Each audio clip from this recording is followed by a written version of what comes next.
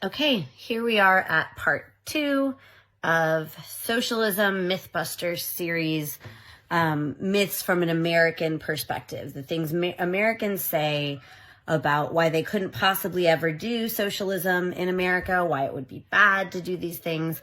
Again, with the caveat, disclaimer that, of course, Norway is not socialist. It's a socio-capitalist democracy. But many Americans wouldn't care about any distinction. It would all just be socialism to them.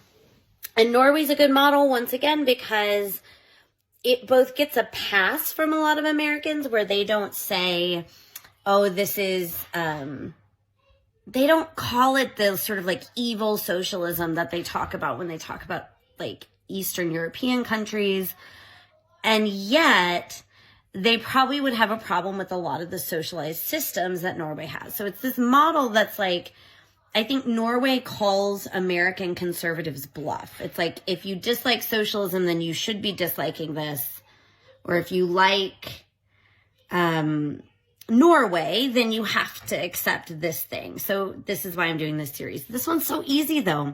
I didn't think this one would be easy, but here it is. Myth number 2, socialism is too expensive through taxes. Or if we want to be more specific, socialized healthcare and education would be too expensive via taxation. Now, I always thought, how could I possibly argue this one? I'm not a political scientist. How would I ever know enough about math and policy to be able to make a quick argument about this? But I got really lucky. Because, you see, my job in the US and my job here in Norway pay pretty much the same thing. There's a slight difference, and then if you account for the cost of living difference in Trondheim and the city I live in America, it's the exact same.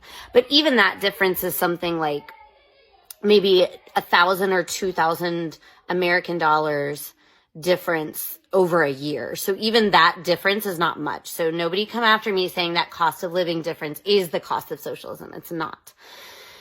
Anyway, so we got really lucky that we were able to make a 1-to-1 comparison when we moved here. The income was the same, and except for that slight cost of living difference. And so it's made it really easy for me to look at my paychecks and say to you and the world and all Americans out there that I take home the same amount of money in Norway after taxes.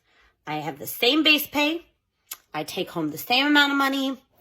And for that amount of taxes that I already pay,